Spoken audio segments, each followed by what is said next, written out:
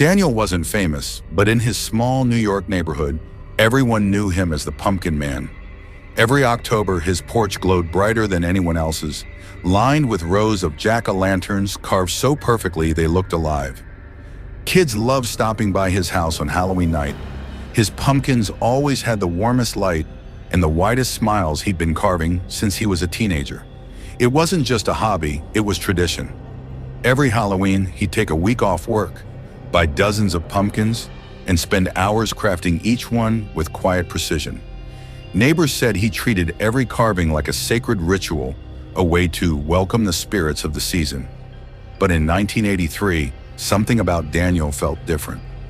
He wasn't just preparing for Halloween, he was obsessed with making it his best one yet.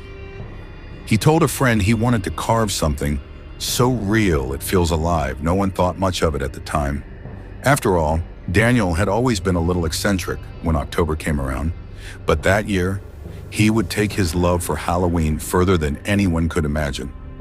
It was a gray, windy afternoon when Daniel visited the small roadside market just outside town, the one that only appeared around Halloween each year. Stalls were lined with apples, candles, and pumpkins of every shape and color. But one stand caught his attention, a wooden cart pushed by an old man he'd never seen before. The man's face was partly hidden beneath a wide-brimmed hat, and his cart carried only a handful of pumpkins, each darker and more twisted than the rest. Daniel picked one up. It was heavier than it looked, its surface strangely smooth, almost waxy. That's when the old man spoke, his voice raspy but calm. "Carve carefully. It already has a face." Daniel froze for a moment, unsure if he'd heard right. He laughed awkwardly and asked what the man meant, but the vendor didn't answer. He simply smiled a smile that didn't quite reach his eyes. Brushing it off, Daniel bought the pumpkin, thinking the warning was just a sales trick, some creepy Halloween gimmick. But as he carried it back to his truck, he couldn't shake the feeling that the pumpkin was warm, almost as if it had been sitting in the sun even though that day was cold and overcast. When he turned around to glance back at the old man's stall, the cart was gone, completely vanished. That evening, Daniel set the pumpkin on his kitchen table, ready to begin carving. He lit a candle, turned on the radio, and sharpened his knife like he always did a quiet ritual before the first cut. But the moment the blade touched the pumpkin's surface, something felt wrong. The skin was softer than usual, almost rubbery, and the smell that escaped wasn't earthy or sweet. It was metallic. He frowned, wiping his hands on a towel. When he sliced deeper, the candlelight caught something unusual inside the pumpkin, faint, uneven lines carved into the flesh. At first, he thought it was just natural texture, but as he cleaned away the pulp, the markings became clear. A grin, a wide human grin, already carved from the inside out. Daniel's breathing grew shallow. He stepped back, staring at the half-finished pumpkin that seemed to be smiling back at him. Its eyes were uneven, but somehow lifelike, the kind of eyes that followed you when you moved, trying to shake the unease. He forced a laugh and finished the carving. But by the time he placed the candle inside, the grin looked wider than before. The shadows stretched across the walls, bending unnaturally around the room.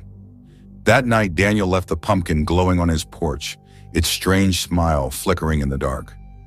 Neighbors walking by swore they heard something odd, not wind, not creaking wood, but soft, muffled breathing coming from the pumpkin's mouth. By the next morning, Daniel noticed the pumpkin was changing. Its flesh, once firm, had started to rot unnaturally fast, dark streaks spreading across its surface like veins. The grin that had been wide before now seemed deeper, almost stretching, and the eyes appeared to sink further into the orange flesh, giving it a disturbingly lifelike expression. Neighbors began noticing strange things too.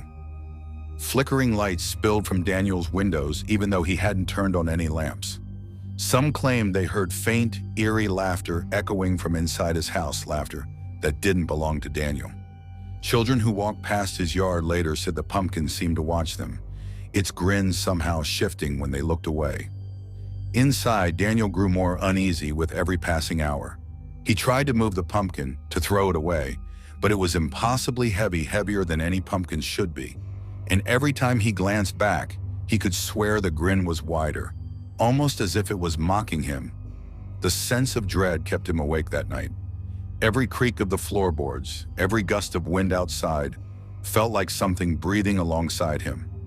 By the time morning arrived, the house smelled of decay, and the pumpkin's grin had become something far more menacing than he could have imagined.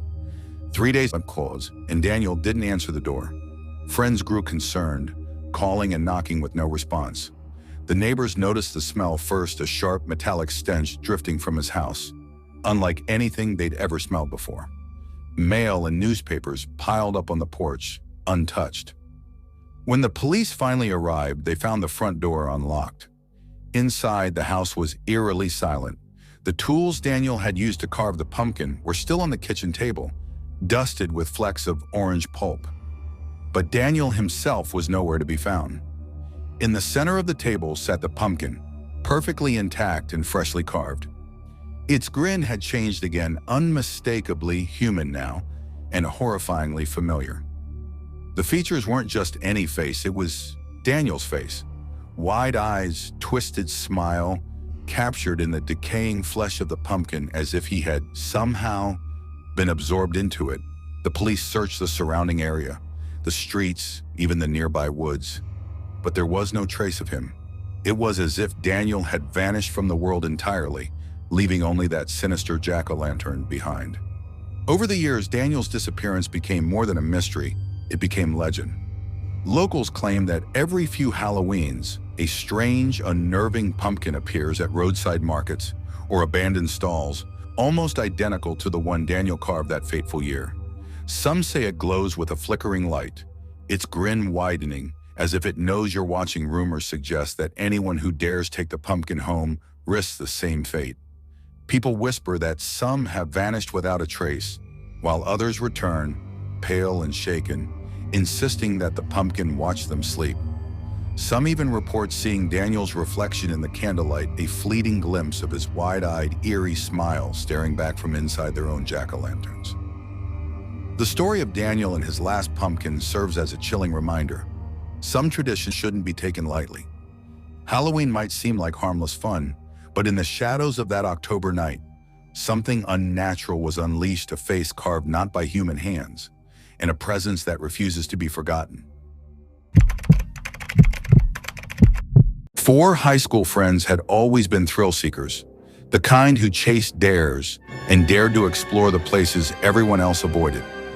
That Halloween in 1998, they set their sights on the old farmhouse at the edge of town, a place wrapped in whispers and dark rumors. The locals said it had belonged to a man who vanished mysteriously in the 1970s, leaving behind a house that seemed almost alive, and they claimed he collected guests for eternity. Despite the warnings, the teens were curious. To them, it wasn't a house of horrors, it was the ultimate Halloween adventure. They imagined sneaking inside, setting up a secret party, and telling the story for years to come. Nobody could convince them otherwise, not even the uneasy feeling in their stomachs as they approached the cracked gate and overgrown yard. That night, the air felt different around the farmhouse. The wind whispered through the broken windows, and shadows stretched unnaturally across the walls.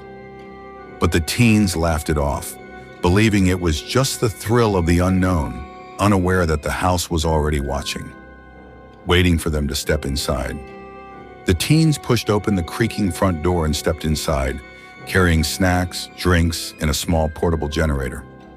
Dust hung thick in the air, and the wooden floor groaned under every step, as if the house itself were groaning in warning. They quickly set up makeshift decorations, draping fake cobwebs and stringing up flickering lanterns to give the old farmhouse a festive Halloween feel.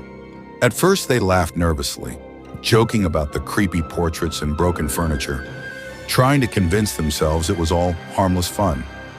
The wind howled outside, rattling the windows, and shadows seemed to stretch and twist in ways that made them jump.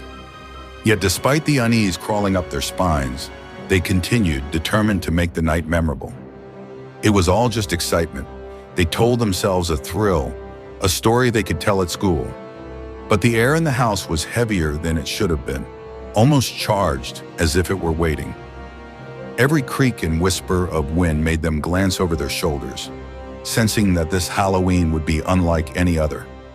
As the clock struck midnight, the atmosphere inside the farmhouse shifted. The teens were joking and passing snacks when suddenly, the generator powering their lights sputtered and died. Darkness swallowed the room, leaving only the faint glow of the moon filtering through broken windows. Panic set in as they fumbled for flashlights, realizing the silence around them was heavier than before.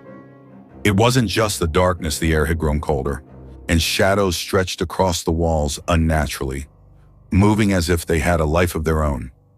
Faint whispers seemed to drift through the hallways, impossible to pinpoint. Every creak of the floorboards made their hearts race, and a feeling of being watched crept over them, intensifying with every passing second. Then, from somewhere below, a sound echoed, rhythmic knocking. 3 distinct knocks, repeated over and over, like a signal from the depths of the house. The teens froze, glancing at each other, fear mixing with disbelief. This wasn't part of the plan. It wasn't supposed to be scary. Something was down there, waiting, and it had noticed them. The knocking from the basement grew louder, echoing through the empty hallways like a slow, deliberate drumbeat. 3 sharp knocks, pause, 3 more over and over, perfectly timed, as if someone was counting down. The teens hesitated, their courage faltering, but curiosity pushed them forward. Every step toward the basement made the air feel heavier, colder, and the shadows seemed to lean closer. When they reached the door, they tried to open it, but it was chained shut from the inside. Panic surged. None of them had entered before, and the basement had been empty, untouched for decades. How could the chain have been fastened already? Whispers seemed to swirl around them, carrying faint, unintelligible words that sent chills down their spines. Fear turned into paralyzing dread. The house no longer felt abandoned. It was alive, and it was aware of their presence. Every instinct screamed at them to run, but the basement, and whatever controlled it, wasn't finished with its visitors yet. From the shadows of the hallway, a figure emerged. Tall, impossibly straight, dressed in an old black suit that seemed out of place in the crumbling farmhouse. The teens froze, unable to move or even speak as the figure slowly approached, his presence exuding an unnatural authority. Then came the words, a whisper that cut through the silence like a blade. "Now you're all invited." The voice was calm, almost polite, but carried a weight that made their hearts pound and their blood run cold. The air around them grew thicker, as if the house itself leaned toward the figure, amplifying the fear that gripped them. Every instinct screamed at them to run, but the house wouldn't allow it. Shadows twisted at the edges of their vision, doors slammed shut on their own, and the basement door banged violently from below. It was clear. This was no ordinary intruder. The figure wasn't just a person, he was part of the house, or the house was part of him. The teens felt frozen in time, the fear so intense it burned in their chests. And then, as suddenly as he appeared, the figure receded into the darkness, leaving the house eerily still, but the sense that they were being watched lingered. When the sun rose, the horror of the night didn't end, it only became clearer. Police were called after worried neighbors reported hearing strange noises and seeing the teens vanish into the farmhouse. Outside, all 4 teenagers were found unconscious on the overgrown lawn, their clothes dirty and torn. But miraculously, they had no physical injuries. Each of them recounted the same story: the basement, the rhythmic knocking, and the tall man in the old black suit who whispered, "Now you're all invited." Their voices trembled as they spoke, the fear from the night still palpable in their eyes. It was clear that something supernatural had taken hold of the house, and whatever had happened in the basement was beyond explanation. Since that night, the basement has remained sealed. No one dares open it, and the farmhouse sits abandoned, its windows like dark, watching eyes. Locals whisper that the house still waits for new visitors, ready to trap anyone daring enough to enter its walls. Every Halloween, the Peterson family followed the same cheerful routine. They'd set out a large bowl of candy on their porch, complete with a friendly sign that read, "Please take 2." It was a small tradition, meant to spread joy in their quiet Ohio neighborhood. Kids from down the street would stop by, grab a couple of treats, and leave with smiles. It was ordinary, safe, and familiar. The Petersons prided themselves on this ritual. To them, Halloween was about community, laughter, and harmless fun. Their neighbors trusted them, and their home had always felt like a safe haven for the little ghosts and goblins who visited each year. Nothing about this particular Halloween seemed unusual, at least. Not at first, but that night, the ordinary and familiar would take a terrifying turn, proving that even the safest traditions can hide the most unsettling horrors. Around 10 p.m., long after the Peterson family had gone to bed, the doorbell rang. At first, it seemed like a prank, maybe a neighbor stopping by, or some kids trick-or-treating late. But when Mr. Peterson checked the camera footage the next morning, he noticed something strange. The doorbell camera had stopped recording at 9:56 p.m. The video offered no explanation for the late-night ring. There were no shadows, no movement, just a silence that felt heavier than the empty street outside. It was as if something or someone had deliberately paused the world itself, lingering just beyond their sight. Even though nothing appeared threatening at the time, a creeping sense of unease began to settle over the family. Something unusual had been there, waiting, silent and deliberate, and Halloween night had already started to feel far from ordinary. When Mr. Peterson reviewed the security footage, what he saw made his stomach drop. The camera had stopped recording at 9:56 p.m., just minutes before the doorbell rang. But in the brief footage that remained, a figure appeared outside. Tall, cloaked in dark fabric that seemed to swallow the light around it. The figure didn't move. For 47 seconds, it simply stood there, completely motionless, as if frozen in time. There were no gestures, no expression, no sign that it even breathed. It was just waiting. The camera captured the unnatural stillness, but then, abruptly, the feed cut out, leaving nothing but static and a sense of lingering dread. For the Petersons, the footage wasn't just strange, it was terrifying. Someone or something had been outside their house that night, silent and deliberate, watching. And whatever it was, it left no trace, no clue, except for the unnerving memory of its still presence. The next morning, the Peterson family woke to a scene that made their hearts pound with fear. The large candy bowl they had left on the porch the night before was now inside their living room, resting on the couch. Nothing else in the house had been disturbed, no signs of forced entry, no broken windows, no footprints to suggest someone had come in.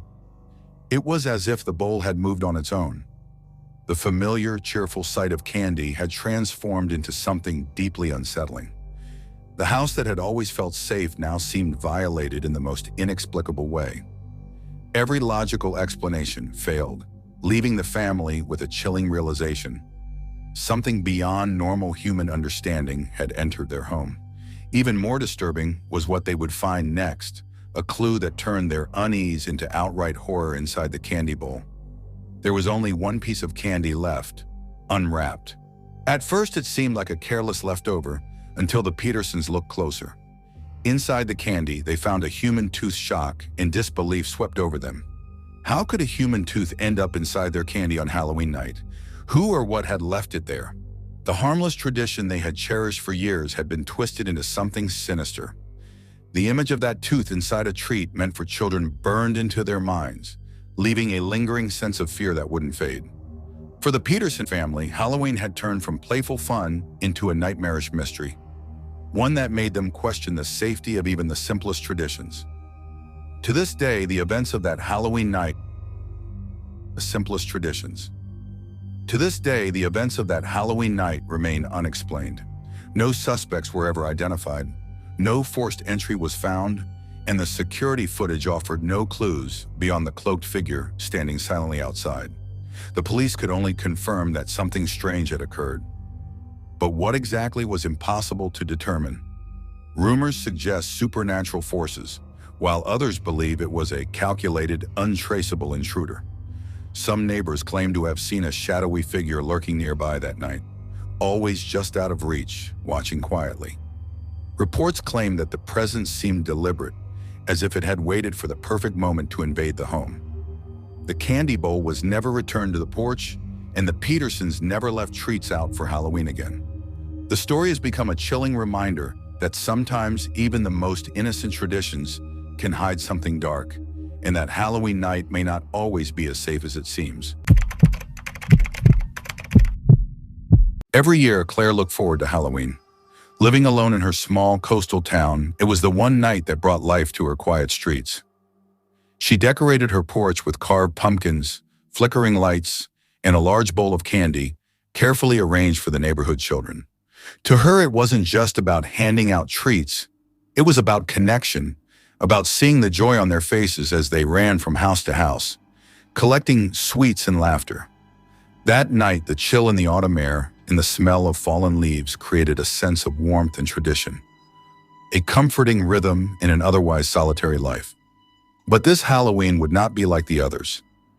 As the night deepened and shadows stretched across the quiet street, Claire noticed a small figure lingering at the end of her driveway.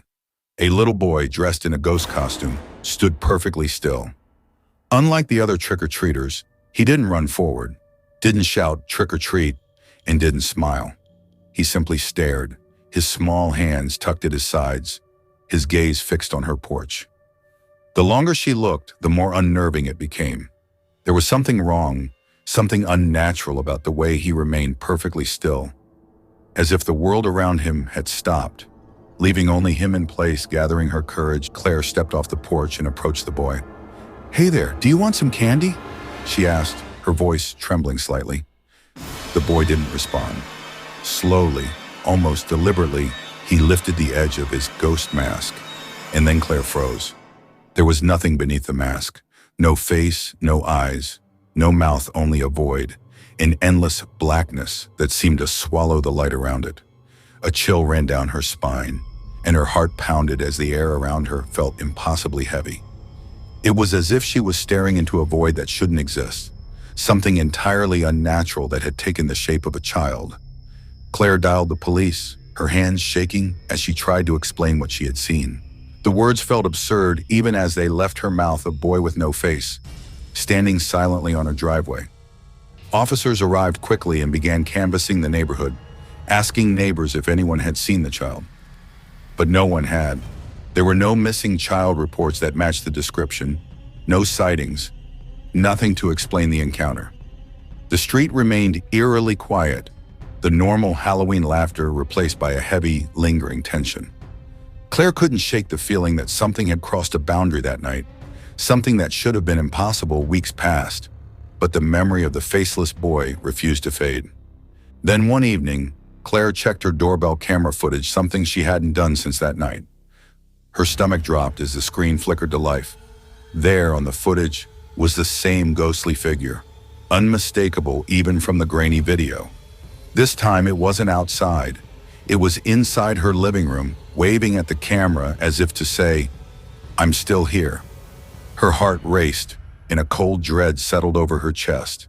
Every instinct screamed that something had crossed into her home, that the line between the ordinary world and the unexplainable had been broken, and there was no going back. Since that night, Claire has lived with a quiet terror she can't escape. Doors are always locked, lights stay on longer, and the shadows in her home feel heavier than before. Neighbors whisper about strange figures seen near her house on Halloween, though no one dares get too close. Claire herself remains haunted by the memory of the faceless boy and the unsettling image captured on her doorbell camera. Every year, when Halloween approaches, she feels it again, that same weight of dread, as if the boy is waiting, watching, ready to appear once more. Some say it's her imagination, but the footage tells a different story. For Claire, Halloween is no longer a night of joy. It's a reminder that some presences never leave, and some encounters are far from over.